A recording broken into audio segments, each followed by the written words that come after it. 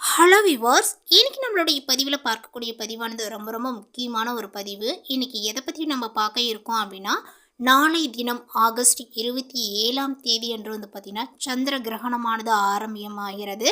இந்த சந்திர கிரகணம் ஆரம்பமாகக்கூடிய இந்த நாளில் எப்படி நம்மளுடைய வீடுகளில் பார்த்திங்கன்னா வழிபாடு செய்யணும், இந்த பௌர்ணமி வழிபாடை எப்படி செய்யணும், அதே நேரத்தில் பார்த்திங்கன்னா கர்ப்பிணி பெண்கள் என்னென்ன செய்யணும் செய்யக்கூடாது அப்படிங்கிறது குறித்து தான் இந்த பதிவில் நம்ம பார்க்க இருக்கோம். பதிவை தொடர்ந்து பாருங்கள். அது மட்டும் இல்லாமல் அந்த பௌர்ணமி நேரத்தில் பார்த்திங்கன்னா ஏற்றக்கூடிய தீபம், அந்த தீபத்தில் பார்த்திங்கன்னா முக்கியமாக 3 பொருட்களை சேர்த்து நம்ம தீபம் ஏற்ற போகிறோம். அது யார் ஏற்றணும் யார் ஏற்றக்கூடாது, அந்த சமயத்தில் கர்ப்பிணி பெண்கள் என்ன செய்யணும் அப்படிங்கிறது குறித்து தான் இந்த பதிவில் நம்ம தெளிவாக பார்க்க இருக்கோங்க. ஸோ பதிவை தொடர்ந்து பாருங்கள். இந்த வீடியோவை பார்க்குறவங்க அனைவருமே நம்மளுடைய சேனலை இப்போ தான் ஃபர்ஸ்ட் டைமாக நீங்கள் விசிட் பண்ணுறீங்க அப்படின்னா நம்மளுடைய சேனலை இன்னும் சப்ஸ்கிரைப் பண்ணாமலே இருப்பீங்க, முதல்ல சப்ஸ்கிரைப் பண்ணிவிடுங்க. அப்படியே கூட இருக்க அந்த பெல் ஐக்கானையும் பார்த்திங்கன்னா கிளிக் பண்ணி வச்சுக்கோங்க. அப்போ தான் நம்மளுடைய சேனலில் கொடுக்கக்கூடிய அனைத்து தகவலுமே உங்களுக்கு நோட்டிஃபிகேஷனாக வரும். அதையும் நீங்கள் பார்த்து பயனடையலாம். ஓகே ஃப்ரெண்ட்ஸ், இப்போ நம்ம வீடியோக்குள்ளே போகலாம். நாளை தினம் ஆவணி மாதம் வர இருக்கக்கூடிய பௌர்ணமி திதி. இந்த நாளில் ஆவணி அவிட்டங்களும் சேர்ந்து வந்திருக்கு. ஸோ அதாவது நாளை தினம் பார்த்திங்கன்னா ஆகஸ்ட் 27 வியாழக்கிழமை என்று பார்த்திங்கன்னா இந்த பௌர்ணமியானது ஏற்படுகிறது. இந்த நாளில் தான் பார்த்திங்கன்னா ஆவணி அவிட்டங்களும் பார்த்திங்கன்னா சேர்ந்து வந்திருக்குதுங்க. ஸோ இந்த 2026ஆம் ஆண்டினுடைய ஆவணி அவிட்டத்தினுடைய நாளாக நாளைய தினம் அமைஞ்சிருக்கு. ஸோ இந்த பௌர்ணமி திதியும் அவிட்ட நட்சத்திரங்களும் ஆவணி மாதத்தில் சேர்ந்து வரக்கூடிய நாளை தான் ஆவணி அவிட்டம் என்று சொல்லுவாங்க. ஸோ இந்த நாளில் வேதங்கள் பார்த்திங்கன்னா பிறந்ததாக நம்பப்படுது. இதனால் நாளைய தினம் பார்த்திங்கன்னா பிராமணர்கள் பூநூல் மாற்றிக்கொண்டு இந்த நாளை பார்த்திங்கன்னா சிறப்பிப்பார்கள் அப்படின்னு சொல்லலாம்.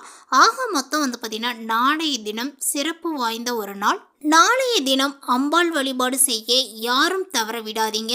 நாளைய தினம் குலதெய்வ வழிபாட்டிற்கும் சிறந்தது, மகாலட்சுமி வழிபாட்டிற்கும் சிறந்தது.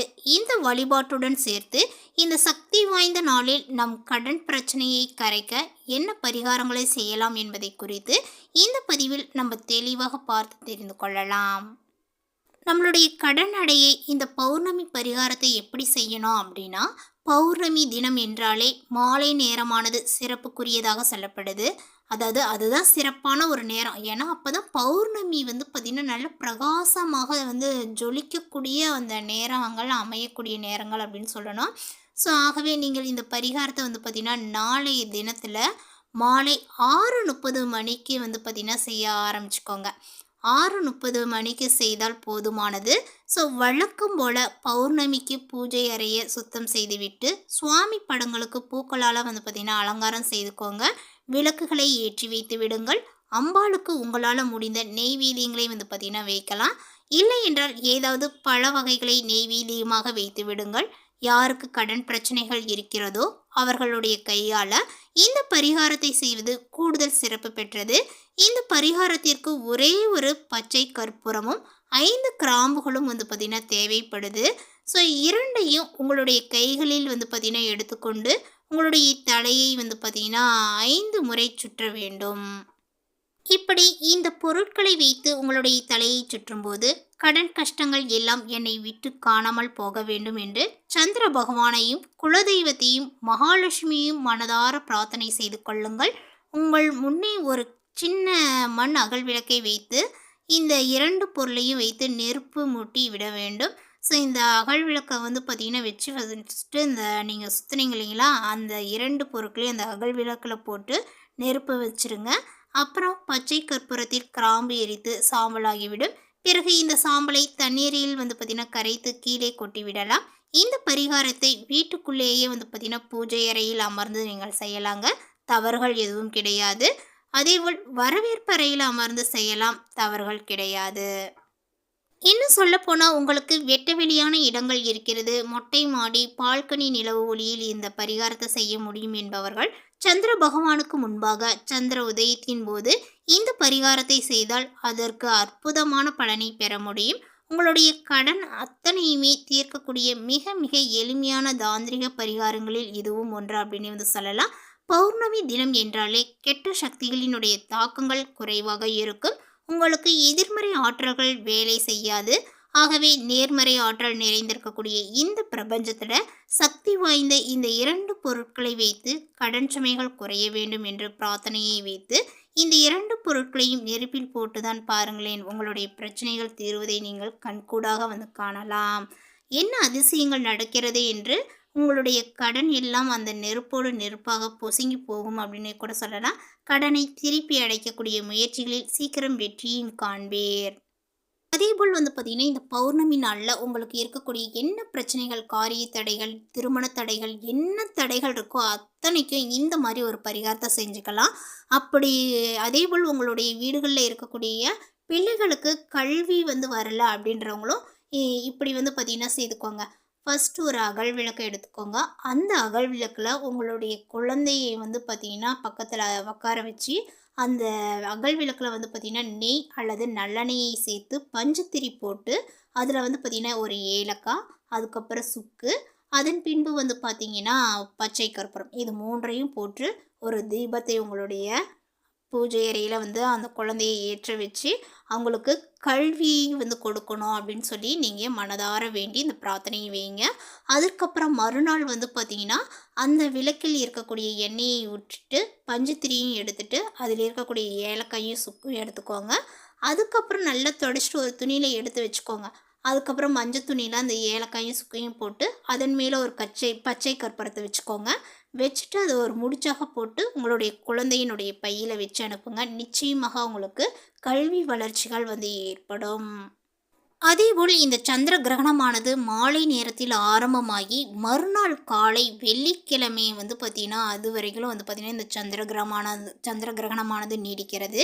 ஸோ அதனால் பகல் பொழுதில் ஏற்படுவதனால இந்த சந்திர கிரகணம் பார்த்திங்கன்னா இந்தியாவில் தெரியாது அப்படின்னு தான் சொல்லணும். இந்த சந்திர கிரகணம் பகல் பொழுதில் நிகழ்வதனால் இந்தியாவில் பார்க்க இயலாது. அப்போது சந்திரனுடைய அடிவானத்திற்கு கீழே இருக்கும் வட அமெரிக்கா மற்றும் இதர பகுதிகளில் இது நன்றாக தெரியும் அப்படின்னு சொல்லலாங்க. ஸோ இப்படி இந்த சந்திர கிரகணங்கள் ஏற்படுவதனால பெருசாக நம்மளுடைய நாடுகளில் எந்த ஒரு பாதிப்புகளும் இருக்காது. அப்போது கர்ப்பிணிகள் பார்த்திங்கன்னா என்னென்ன விஷயங்களை செய்யணும் செய்யக்கூடாது அப்படிங்கிறத இப்போ நம்ம தெளிவாக தெரிஞ்சுக்கலாம். இந்த கிரகணம் தொடங்குவதற்கு 2 மணி நேரத்திற்கு முன்னதாகவே எந்தவித உணவும் உட்கொள்ளக்கூடாது. உணவுகளில் பார்த்திங்கன்னா தர்ப்பை புள்ளினை போட்டு வைக்க வேண்டும். கிரகணத்தின் போது நவகிரக துதியை பாராயணம் செய்யணும். சந்திர கிரகணத்துக்கான துதியையும் பாராயணம் செய்யலாம். கர்ப்பிணி பெண்கள் வீட்டை விட்டு வெளியே போகக்கூடாது. அதேபோல் ஆலயங்கள் அனைத்தும் மூடி இருக்க வேண்டும். கிரகண நேரத்தில் ஆலய தரிசனம் பார்த்திங்கன்னா செய்ய மாட்டாங்க. ஸோ செய்து வைத்திருக்கக்கூடிய உணவுகளில் தர்ப்பையை பார்த்திங்கன்னா அதில் வச்சு வைக்க வேண்டும். அதே போல் கிரகண விமோச்சன காலத்தில், அதாவது கிரகணம் முழுவதும் முடிந்ததும் ஸ்நானம் செய்துவிட்டு ஆலய தரிசனத்தை பார்த்திங்கன்னா மேற்கொள்ளணுங்க. கிரகணம் முடிந்ததுமே பித்ருக்களுக்கு தர்ப்பணம் செய்வது நல்லது. ஆலய தரிசனம் மேற்கொண்ட பிறகே உணவுகளை உட்கொள்ள வேண்டும். மேலுமே சந்திர கிரகணங்கள் ஏற்படும் போது தெரியாமல் கூட இந்த தவறுகளை பார்த்திங்கன்னா செய்துவிடக்கூடாது. ஸோ பார்த்திங்கன்னா இந்த சந்திர கிரகணம் நடைபெறக்கூடிய நேரத்தில் வீட்டில் உள்ள ஜன்னல் கதவுகளை மூடிவிட வேண்டும். சந்திர கிரகணம் ஏற்படுவதற்கு 3 மணி நேரத்திற்கு முன்பாகவே உங்களது இரவு உணவை பார்த்திங்கன்னா அருந்திவிட வேண்டும். பௌர்ணமி என்றே கிரகணம் ஏற்படுவதனால அன்று இரவு ஆலய தரிசனம் செய்யக்கூடாது. கிரகணம் முடிந்து அடுத்த நாள் காலையில் வீட்டை பார்த்திங்கன்னா துடைத்து வீட்டில் அருகில் உள்ள கோயிலுக்கு சென்று தீர்த்தங்களை வாங்கி வீடு முழுவதும் தெளிக்க வேண்டும். அதன் பின்னர் பூஜை அறையில் சுவாமி படத்திற்கு விளக்கேற்றி பூஜைகளை செய்த பின்னரே சமையல் அறைக்கு சென்று புதிதாக பார்த்திங்கன்னா சமைத்து அனைவரும் சாப்பிட வேண்டும். இவ்வாறு கிரகண நேரத்தில் செய்ய வேண்டும் என நமது இந்து சாஸ்திரத்தில் பார்த்திங்கன்னா சொல்லப்பட்டுள்ளது. கிரகண நேரத்தில் கர்ப்பிணி பெண்கள் வெளியில் வரக்கூடாது என்று சொல்லப்படுது. அறிவியலின்படி நேரடியாக சூரியன் சந்திரன் ஒளியை விட கிரகணத்தினுடைய ஒளி நம் மீது படும் பொழுது அது வேறு விதமான எதிர்மறையான ஆற்றலை ஏற்படுத்தும். ஸோ அதனால் கிரகணம் ஏற்படக்கூடிய அந்த நேரத்தில் கர்ப்பிணிகள் பார்த்திங்கன்னா வெளியில் வரக்கூடாது. இது கர்ப்பிணிக்கு பார்த்திங்கன்னா வயிற்றில் வளரக்கூடிய குழந்தைகளுக்கும் ஆபத்தை உண்டாக்கும் என்று, இதனால் முன்கூட்டியே குழந்தை பிறக்கக்கூடிய ஆபத்தும் ஏற்படும் என்றும் சொல்லப்படுது. ஒரு சிலர் இது எல்லாமே பார்த்திங்கன்னா கட்டுக்கதை என்று கூறினாலும் தற்போது வரை கிரகணம் ஏற்படும் போது கர்ப்பிணிகள் வீட்டை விட்டு வெளியே வராமல் இருப்பதை தொடர்ந்து பின்பற்றி வருவது குறிப்பிடத்தக்கதாகும். ஸோ இந்த தகவல் உங்களுக்கு பிடித்திருந்தால் லைக் பண்ணுங்கள், ஷேர் பண்ணுங்கள். இது போன்ற பல சுவாரஸ்யமான புதிய தகவலுடன் அடுத்த ஒரு வீடியோவில் சந்திக்கலாம். தேங்க்யூ.